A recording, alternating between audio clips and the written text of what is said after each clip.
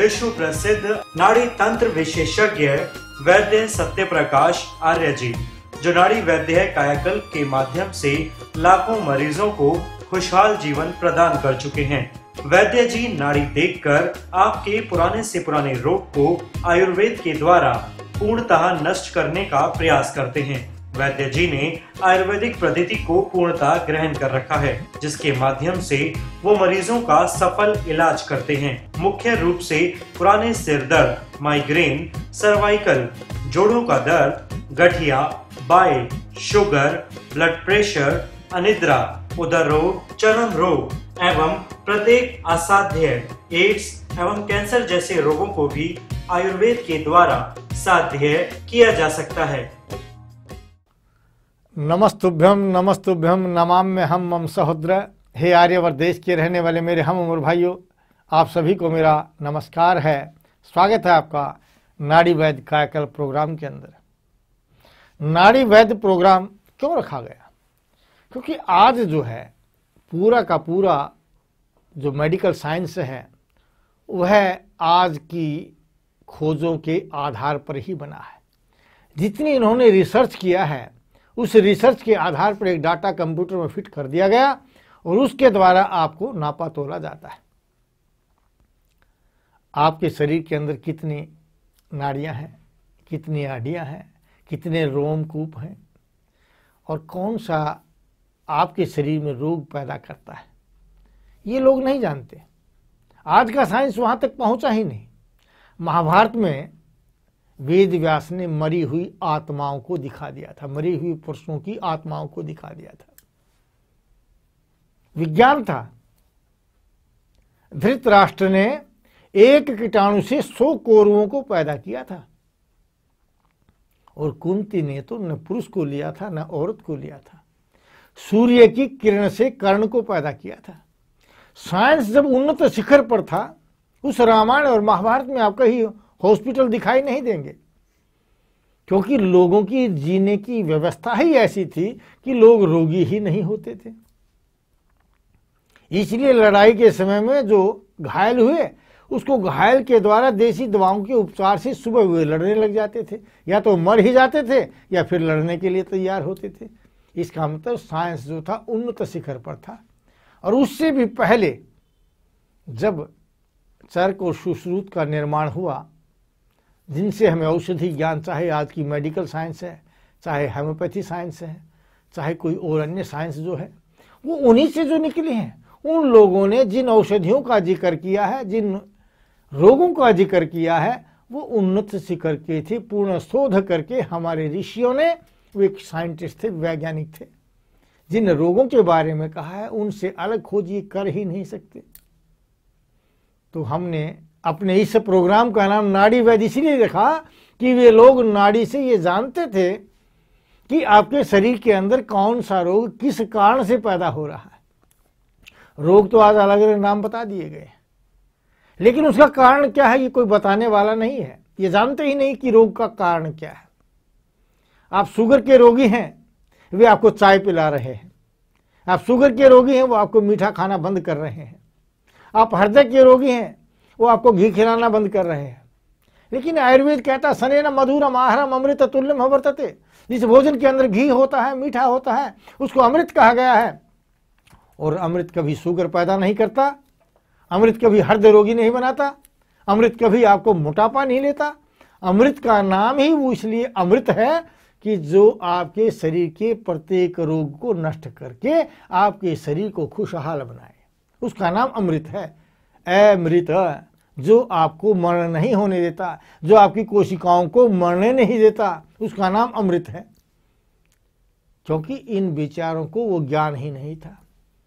हमारे यहाँ एक बहुत बड़ा हॉस्पिटल है जिसको पीजीआई कहते हैं, लेकिन उन एमएस के बच्चे भी, उनके परिवार के रिश्तेदार भी घुटनों के दर्द के लिए, गठिया के इलाज के लिए हमारे पास भेजे जाते हैं। और उनके फोन आते हैं कि वैद्य जी मेरी माताजी आ रही है, मैंने तो कहा था कि माताजी हमारी साइंस में तो इलाज नहीं है, वैद्य जी आपका इलाज कर देंगे, इसलिए आ रहे हैं, कृपया टाइम पर देख लेना उनको।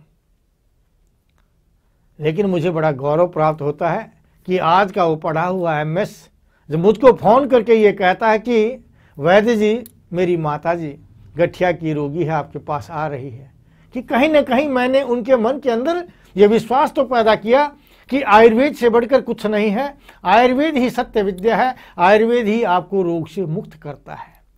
क्योंकि वे अंग्रेजी का पढ़ा हुआ, चाहे एमडी है या एमएस है, वो जानता है कि अपनी माँ के गठिया के इलाज के लिए जिस पेन किलर का वो प्रयोग करेगा, जिस दर्द निवारक दवाओं का वो प्रयोग करेगा, या जिन स्टीरॉइड्स को देकर के वो प्रयोग करेगा, उससे उसके अंदर अन्य रोग पैदा हो जाएंगे, उसकी हड्डियां कमजोर हो जाएंगी, वो मोटे और थुथले हो जाएंगे। हम उनका रोग नष्ट नहीं कर सकते, एक रोग से 10 रोग जरूर पैदा कर देंगे, लेकिन उनकी माता है, अपनी माता को वो दुख नहीं दे सकते। इसलिए कहते हैं कि हे माता, आप वैद्य राज के पास पहुंच जाइए और अपने डायबिटीज का इलाज या अपने मोटापे का इलाज या अपने गठिया का इलाज वहां कर लीजिए। क्योंकि उनको पता है कि जिस उन्होंने अमल को खत्म करने के लिए, एसिडिटी को खत्म करने के लिए जिस औषधि का प्रयोग किया, उससे मात्र हमने कुछ समय के लिए जलन तो खत्म कर दी। यह बढ़ती हुई जलन आगे या तो शुगर बना देगी, या बालों को उड़ा देगी, या चश्मे चढ़ा देगी, और ये कुछ काम नहीं किया तो कैंसर जरूर बना देगी। उनको ये पता है कि ब्लड प्रेशर की जिस औषधि का प्रयोग करके वो पेशाब बार बार दवाइयों से ला रहे हैं और ब्लड प्रेशर को दबा रहे हैं, इससे एक न एक दिन वे किडनी के रोगी बन जाएंगे, उनके गुर्दे जरूर खराब हो जाएंगे। लेकिन वे अपने परिवार वालों को ये नहीं दे सकते, क्योंकि वे जानते हैं जब उसके परिवार का छोटा सा बच्चा जब निमोनिया का रोगी होता है तो कहते हैं कि वैद्य जी के पास चले जाओ। उनके फोन आते हैं कि वैद्य जी के पास चले जाओ, निमोनिया ठीक हो जाएगा। क्योंकि वे लोग कफ को सुखाना जानते हैं, एंटीबायोटिक्स दे करके कफ को सुखा सकते हैं। वो एंटीबायोटिक दे करके कफ को सुखा करके आपको दमे का रोगी बना सकते हैं। दमे का इलाज करते करते आपको कैंसर का रोगी, टीबी का रोगी बना सकते हैं। वो ठीक नहीं कर सकते, इसलिए वे अपने बच्चों का इलाज अपने पीजीआई में न करके संकेत देते हैं कि वैद्य जी के पास चले जाइए, वहां ठीक हो जाएंगे। वैद्य जी बहुत हैं, पूरे भारतवर्ष वैद्यों का भरा हुआ है। प्रत्येक व्यक्ति एक न एक रोग के बारे में जानता है। लेकिन पिछले 20 वर्षों के अंदर मैं देख रहा हूं कि हमारी महिलाएं उस इलाज को भूल गई हैं, हमारी दादी नानी उस इलाज को भूलती जा रही हैं। मैंने उस इलाज को पुनः घर घर पहुंचाने के लिए, अपने राष्ट्र को समृद्ध बनाने के लिए, अपने लोगों के जीवन को शांतिमय बनाने के लिए एक वैदिक कैलेंडर का निर्माण किया है। इस वैदिक कैलेंडर के अंदर जो वैदिक काल गणना होती थी, कब पूर्णमासी है, कब अमावस्या है, कब श्राद्ध का समय है, कब कौन सा समय आ रहा है, कब चैत्र मास शुरू हो रहा है, कब कार्तिक मास शुरू हो रहा है, कौन से समय में कौन से भोजन का, किस ऋतु में किस दाल का प्रयोग करना चाहिए, किस मौसम में कौन सा रोग पैदा होता है, उस रोग से बचने के लिए एक माता को क्या देना चाहिए, मैंने उस कैलेंडर के अंदर लिखा है। क्योंकि प्रत्येक महिला चरक नहीं पढ़ सकती। हमारी जो पुस्तक है, आयुर्वेद का ग्रंथ है, उस ग्रंथ को नहीं पढ़ सकती, लेकिन रसोई घर में वो कैलेंडर टांग करके वो ये तो जान सकती है कि जनवरी के महीने में कौन सा रोग पैदा होगा और उस रोग का इलाज क्या है। आपके बच्चे को ठंड लग गई, माता ने अजवाइन को घोल करके पिला दिया, लाल जो आपका काला जो नमक होता है, काले नमक में अजवाइन मिला करके थोड़ी सी फांकी दे दी, या हल्दी के साथ चीनी मिला दिया, या बर्फी को दूध में घोल कर पिला दिया, तो खांसी ठीक हो जाती है। लेकिन जब उस खांसी का इलाज करने के लिए वह माता जब हॉस्पिटल में जाती है, वहां उस कफ को सुखा करके दमा बना दिया जाता है, दमे से आगे के रोग पैदा हो जाते हैं। तो मैं नहीं चाहता कि मेरे देश का भावी निर्माता, कोई नेता नहीं कहेंगे हम अपने देश के बच्चों को, मेरे देश का जो भावी निर्माता है, जिसने मेरे देश के राष्ट्र का निर्माण करना है, वह निर्माता रोगी नहीं रहना चाहिए। इसलिए हम इस कैलेंडर का निर्माण किया है। इस कैलेंडर को आप मंगा सकते हैं। हमारी सभी शाखाएं जो टीवी स्क्रीन पर आप देख रहे हैं, उस टीवी स्क्रीन से आप प्राप्त कर सकते हैं। वहां से आपको एक कैलेंडर मिल जाएगा। हमने चरक को भी छोटे छोटे भागों में लिखा है। आप पूरी पुस्तक नहीं पढ़ सकते, लेकिन अपने विशेष रोग के लिए चरक में क्या लिखा है, हमारे आयुर्वेद ग्रंथों में क्या लिखा है, आपके घर में क्या खाना चाहिए, क्या पीना चाहिए, वो सब चीजें जो उसमें लिखी है, वो पुस्तकें आप मंगा सकते हैं। क्योंकि जरूरी है आपका स्वस्थ रहना, जरूरी नहीं मेडिसिन खाना। औषधि का प्रयोग नहीं करना चाहिए। आयुर्वेद कहता है पथ्य सेविना किम भेषजम, अगर आप परहेज से रहेंगे तो औषधि की आवश्यकता नहीं है। आप पथ्य सेविना किम भेषजम, अगर आप बद्ध परहेजी करते हैं तो आपको औषधि की आवश्यकता ही नहीं है। तो हम भी आपको औषधि नहीं बता रहे, हम आपको एक तरीका बता रहे हैं रोग से बचने का। रोग ही नहीं बनना चाहिए। तो शास्त्रों में लिखा हुआ है कि किसी भी रोग का जो कारण है वो कारण है अति सनिग्धात, शीत उष्ण अकर्म सेवनात्, अध्यसनात्, अजीर्णात्, दिवास्वपनात्, अति संताप, क्रोध, शोक तथा। बहुत ज़्यादा गुस्सा करने से, चिंता करने से, टेंशन लेने से आपके शरीर के अंदर रोग पैदा होते हैं। अध्यसनात्, भोजन के ऊपर भोजन करने से, अजीर्णात्, बगैर पचे हुए भोजन कर लेने से, शीत उष्ण अकर्म सेवनात्, ठंडे के साथ गर्म का और गर्म के साथ ठंडे का प्रयोग करने से आप रोगी बन जाते हैं। तो आप अगर इन चीज़ों को बदल देंगे, दिवास्वपना, दिन में सोना रोक देंगे, तो आप स्वस्थ हो जाएंगे। भोजन सिर्फ 2 समय करना चाहिए। सुबह 1 बार खाए योगी, 2 बार खाए भोगी और 3 बार खाए रोगी।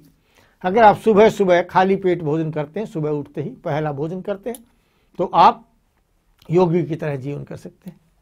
आपको रोग से लड़ने के लिए दवाई दी जाती है, जो दवाई आपके शरीर में रोग के बैक्टीरिया को नष्ट करता है तो अन्य चीज़ों को भी नष्ट करेगा। जिस तरह से घर में आप मच्छर मारने के लिए जिस दवा का प्रयोग करते हैं वह मच्छर को मार देती है, ये मत समझिए कि आपके शरीर पर नुकसान नहीं कर रही। मच्छर छोटा था इसलिए मर गया। इसलिए जिन घरों के अंदर मच्छर मारने की दवाई का प्रयोग किया जाता है उन प्रत्येक व्यक्ति को माइग्रेन अवश्य मिलेगा, क्योंकि सिर का दर्द जो माइग्रेन है उसी जहर के कारण पैदा होता है। और जिन घरों में चाय को पिया जाता है वहां प्रत्येक व्यक्ति शुगर का रोगी, एसिड का रोगी, बीपी का रोगी अवश्य मिलेगा। जो ज्यादा चाय का प्रयोग करते हैं मोटे भी बहुत मिलेंगे। तो इसलिए अगर आपको परहेज करना है तो आपको चाय का परहेज करना है। परहेज करना है तो दोपहर के भोजन का करना है। अपना परहेज करना है तो दिन में सोने का करना है, तभी आप स्वस्थ रह सकते हैं।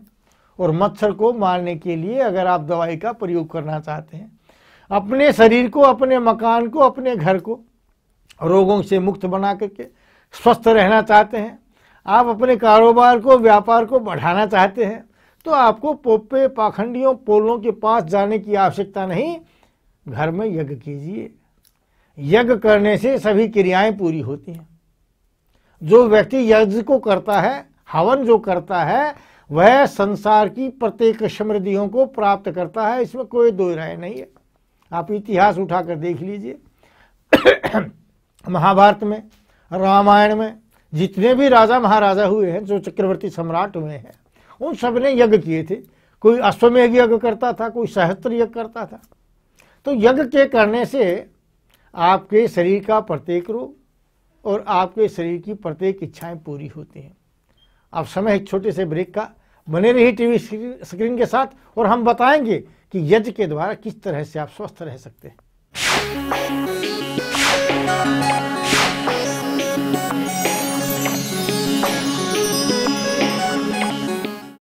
वैद्य सत्य प्रकाश आर्य जी, नाड़ी विशेषज्ञ, पता मकान नंबर 1051, हुड्डा सेक्टर 1, रोहतक, हरियाणा।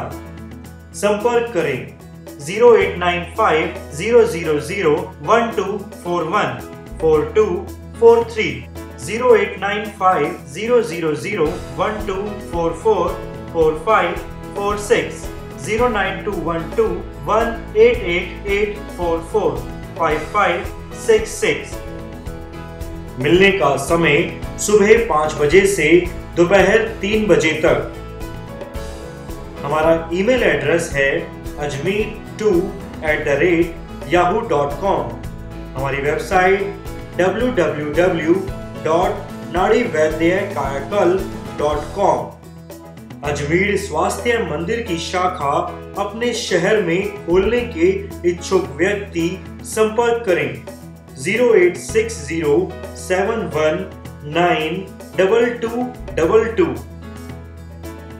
महाराजा अजमेर स्वास्थ्य मंदिर शाखाओं से वैद्य जी द्वारा निर्मित, भावों से भावित और मंत्रों से अभिमंत्रित प्रत्येक औषधियों को प्राप्त किया जा सकता है।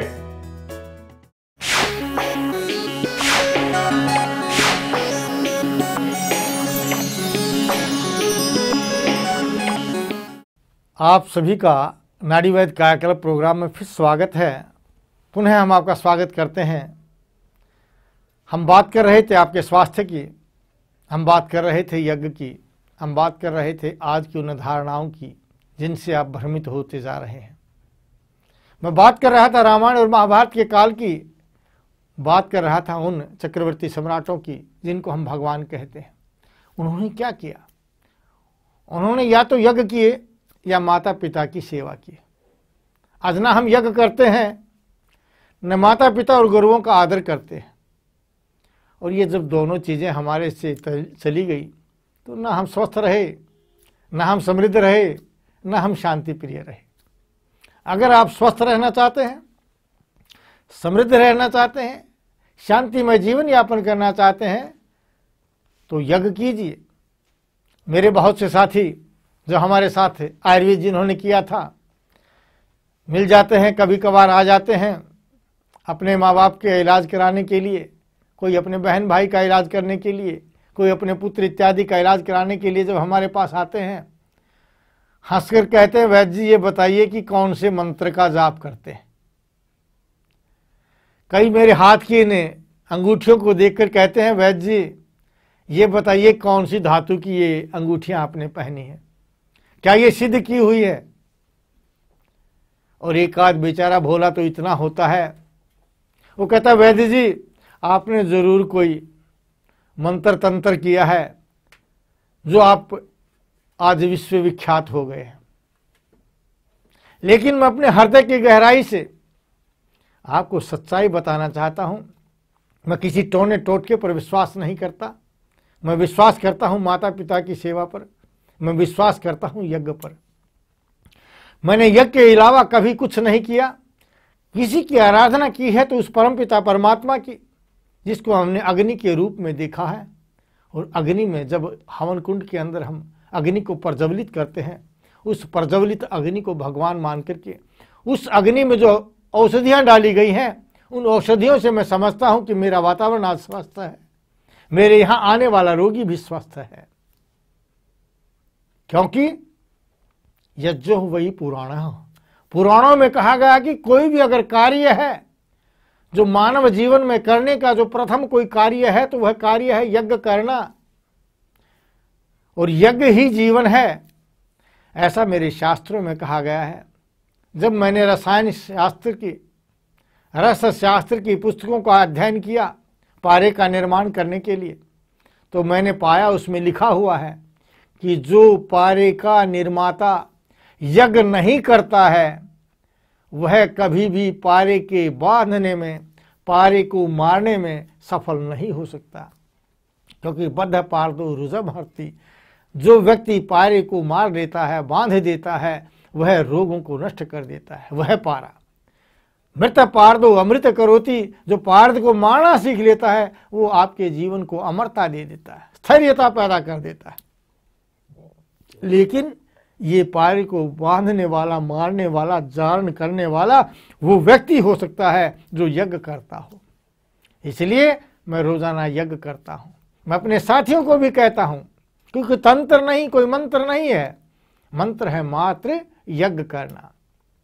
आप महर्षि दयानंद सरस्वती की वैदिक संध्या को, जो दैनिक संध्या उन्होंने बनाई है, उस संध्या को पढ़ करके देखिए। ऋषि दयानंद शपथ शब्दों में कहते हैं कि यज्ञ के अंदर जो हविषा डाली जाती हैं, जो औषधियां डाली जाती हैं, वह वातावरण को शुद्ध करके ब्रह्मांड में जहां कहीं भी जीवधारी या पाडव, उत्तप, स्वेदज, अंडज, उद्भिज जितने भी प्राणी हैं वे सभी आपके द्वारा डाली गई उन औषधियों को प्राप्त करते हैं, लेकिन अपने अपने भाग के अनुसार।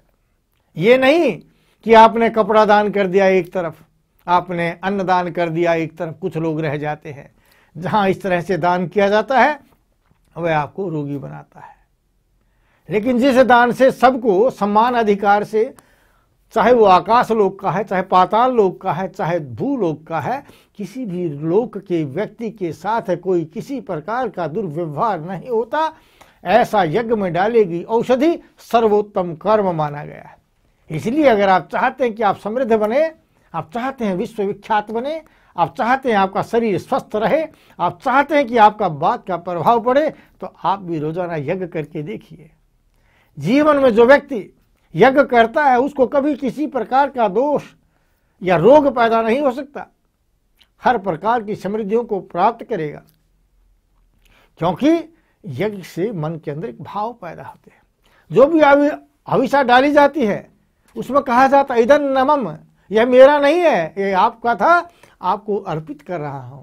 इस भाव से जब कोई भी औषधि, कोई भी चीज अग्नि के अंदर आहूत की जाती है तो आपका अहंकार स्वयं नष्ट हो जाता है, और जब व्यक्ति का अहंकार नष्ट हो जाता है तो स्वयं वो समृद्ध बन जाता है। तो आप लोगों को मैं अपने इस प्रोग्राम के माध्यम से यही बताना चाहता हूं कि आप कहीं न भटक करके अपने बड़ों की सेवा कीजिए। नित्य वर्धोपसेविनः चत्वारिस्तस्य वर्धन्ते। जो व्यक्ति अपने बड़ों की सेवा करते हैं उसकी 4 चीजें बढ़ जाती हैं, आयु, विद्या, यश और बल। आप यही तो चाहते हैं कि आपका शरीर स्वस्थ रहे। अब अपने बड़ों की आप सेवा करेंगे और आप स्वस्थ हो जाते हैं तो आपको क्या जरूरत है डॉक्टर से टीका लगवाने की, क्या जरूरत है आपको कहीं जाकर के गंडा तोरी बंधवाने की। आप जो घर में ही स्वस्थ हो रहे हैं तो अन्यत्र जगह जाने की आवश्यकता क्या है। आप बल को प्राप्त करना चाहते हैं, ताकतवर बनना चाहते हैं, तो वहीं से प्राप्त हो रहा है, धन भी आपको वहीं प्राप्त हो जा रहा है। तो अन्यत्र भटकने से, विभिन्न प्रकार के गुरु बनाने से और उन गुरुओं की प्रपंचाओं को देखने के पश्चात भी अगर आप वहां जाना पसंद करते हैं, इसका मतलब आप नरकगामी हैं। आप तो रोगी रहना चाहते हैं, स्वस्थ रहना नहीं चाहते। स्वस्थ रहने के लिए स्वस्थ विचार का होना जरूरी है, और स्वस्थ विचारों के लिए स्वस्थ रास्ते का होना बहुत जरूरी है। अगर आप गलत रास्ते पर चल रहे हैं, कई बार मैंने देखा कि उनके गुरुओं पर बड़े बड़े लांछन और प्रत्यक्ष रूप में दिखाई देता है, फिर भी वो बेचारी कहते हैं कि हमने तो उनको भगवान मान लिया। भाई आपने तो भगवान मान लिया, लेकिन भगवान गलत था, तो आपके मानने से आपका शरीर जो है वो कष्ट मुक्त नहीं हो सकता। अगर आप रोग मुक्त रहना चाहते हैं, आपका रास्ता साफ होना चाहिए। आपको महर्षि दयानंद सरस्वती ने कोई पुस्तक का निर्माण नहीं किया, उसने कहा था कि वेद ही सब सत्य विद्याओं का पुस्तक है। वेद का पढ़ना और पढ़ाना प्रत्येक आर्यवर्त का रहने वाले का पहला कर्म है, कि प्रत्येक व्यक्ति को, उसमें आप भी हैं और मैं भी हूं, प्रत्येक व्यक्ति को वेद पढ़ना चाहिए और पढ़ाना चाहिए, सुनना चाहिए और सुनाना चाहिए, क्योंकि उसमें विज्ञान लिखा हुआ है। आप उसको पढ़िए। और मैं कोई अपना कोई ग्रंथ लिख दूं और मैं कहूं मैंने बनाया है, तो मैं तो बड़ा घमंडी हो गया। इसलिए जो असली पुस्तक है वो वेद है, और वेद में आयुर्वेद है, और आयुर्वेद की जो पुस्तक है वो चर्क और सुश्रुत है, उसको आप पढ़िए। उसमें लिखा हुआ है कि यज्ञ ही करना चाहिए, और यज्ञ करता अगर औषधि का निर्माण करता है, वह औषधि आपको अवश्य ही रोग मुक्त करेगी। इसलिए हमारे द्वारा बनाई गई, महाराजा अजमेर स्वास्थ्य मंदिर में बनाई गई औषधियों का जो व्यक्ति प्रयोग करते हैं, हमारे द्वारा बनाई गई पुनर्नवारिष्ट का अगर प्रयोग करते हैं, जो मंदिर में हमने बनाई है, उसका लोगों की किडनी का रोग दूर हो जाता है, पथरी निकल जाती है। हमारे औषधालय में बनाई गई बलारिष्ट का प्रयोग करके लोगों में ताकत आ जाती है। हमारे औषधालय में बनाई गई पुत्रांगासव का प्रयोग करके महिलाओं के रोग दूर हो जाते हैं। हमारे औषधालय में बनाई गई महायोगराज गूगल का प्रयोग करके महिलाओं के माहवारी के समय होने वाला कष्ट दूर हो जाता है। जिस दर्द को दूर करने के लिए महिलाएं उन दर्द निवारक दवाओं का प्रयोग करती हैं, और उन दवाओं का प्रयोग करने से बाद में उनको जो बच्चादानी के अंदर गांठें बन जाती हैं, ट्यूमर बन जाता है, उस रोग से वे मुक्त हो जाते हैं, और दर्द भी नहीं होता, किसी प्रकार का कोई साइड इफेक्ट भी नहीं होता। तो महाराज अजमेर स्वास्थ्य मंदिर में बनाई गई महायोगराज गूगल, अगर वो महिलाएं जिनको मासिक समय में बहुत ज़्यादा दर्द होता है, उनको उस दवा का प्रयोग करने से कोई दर्द नहीं होगा और कोई रोग भी पैदा नहीं होगा। नहीं तो जिन दवाओं का आप प्रयोग कर रहे हैं उनसे फाइब्राइड बन जाएगा, उनसे कोई ट्यूमर बन जाएगा, या ट्यूब ब्लॉक हो जाएंगी, या अंडा ही मर जाएगा, और जिसका इलाज करने के लिए आप सैकड़ों रुपया खर्च देते हैं, फिर भी इलाज नहीं हो पाता। आप वहाँ बच करके देखिए।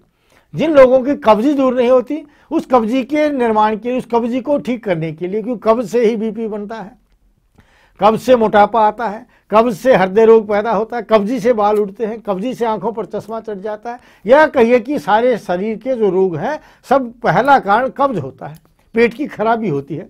उस पेट की खराबी को दूर करने के लिए हमने वैदिक कटु अर्क का निर्माण किया है। आप उसका प्रयोग करके देखिए। वैदिक कटु अर्क का प्रयोग करने से गंजे सिर पर बाल आ जाते हैं अगर 6 महीने लगातार प्रयोग कर लिया जाए। इसी वैदिक कटु अर्क का अगर आप प्रयोग करते हैं, जिनकी नसें ब्लॉक हो गई हैं, जिनके पैरों में झंझनाहट सुनपना पैदा होता है, रात के समय पैरों में जलन पैदा होती है, सो नहीं पाते हैं, वो व्यक्ति वैदिक कटु अर्क का प्रयोग करके देखिए। क्योंकि जिस तरह से बड़े नाले साफ होने से छोटी नालियां अपने आप साफ हो जाती हैं, उसी तरह से आपके हृदय की सभी धमनियां खुल जाएंगी। पेट को साफ करने के लिए हमने उत्तम औषधि वैदिक कटु अर्क का निर्माण कर दिया, और आपके शरीर को बलिष्ठ बनाने के लिए जो आप आजकल के केमिकल प्रयोग कर रहे हैं, जो वातावरण प्रदूषित हो रहा है, सोचने से, विचारने से, ईर्ष्या करने से, एक दूसरे की चुगली करने से जो शरीर में रोग पैदा होते हैं, उन रोगों से बचने के लिए हमने रसायन का निर्माण किया है।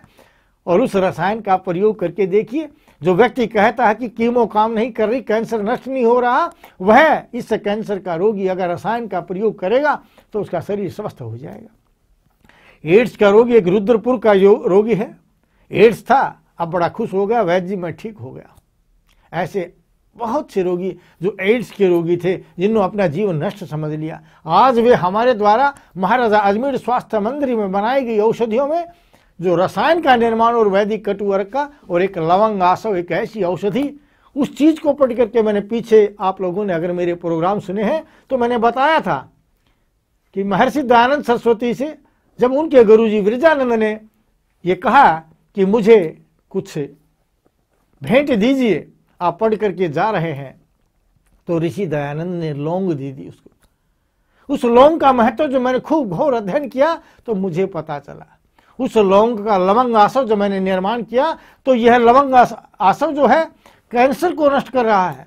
यही लवंग आसव अगर शरीर में कहीं गांठ बन गई है, उस गांठ को दूर कर रहा है। यही लवंग आसव एड्स के रोग को दूर कर रहा है। तो बड़ी खुशी हुई, क्योंकि मेरे शास्त्रों में जो लिखा हुआ है, आपने देखा होगा कमल के पत्ते पर, कमल के फूल पर ब्रह्मा दिखाई देंगे आप, कमल डंडी पर, क्योंकि कमल का जो बीज होता है, कमल गट्टा जिसको कहते हैं, कमल गट्टे की गिरी का प्रयोग करने से शरीर में जहां कीटाणु नहीं बनते, उस शरीर में कीटाणु पैदा हो जाते हैं। स्पर्म, बच्चा पैदा करने के लिए जो कीटाणु चाहिए, वो कीटाणु पैदा होते हैं। ये ऐसे ही फोटो नहीं बनाया गया था। कमल पर सरस्वती का निवास होता है। बच्चे को अगर अरविंद आसव पिला दिया जाए, उस अरविंद आसव से उसकी बुद्धि तेज होती है। गच्छामि पुनर्मिलनाय, जा रहा हूं पुनः मिलने के लिए, और यही कामना करता हूं कि आप सभी स्वस्थ रहें, अपने परिवारजनों को स्वस्थ रखें, भारतवर्ष को स्वस्थ रखें। जय हिंद, जय भारत। वैद्य सत्य प्रकाश आर्य जी, नाड़ी विशेषज्ञ, पता मकान नंबर 1051, हुड्डा सेक्टर 1, रोहतक, हरियाणा।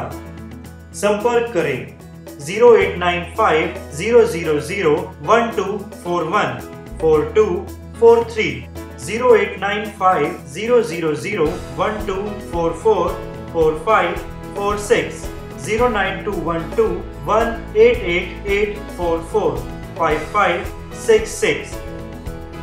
मिलने का समय सुबह 5 बजे से दोपहर 3 बजे तक। हमारा ईमेल एड्रेस है ajmer2@yahoo.com। हमारी वेबसाइट www.nadivaidyankayakal.com। अजमेर स्वास्थ्य मंदिर की शाखा अपने शहर में खोलने के इच्छुक व्यक्ति संपर्क करें 0860719222। महाराजा अजमेर स्वास्थ्य मंदिर शाखाओं से वैद्य जी द्वारा निर्मित, भावों से भावित और मंत्रों से अभिमंत्रित प्रत्येक औषधियों को प्राप्त किया जा सकता है।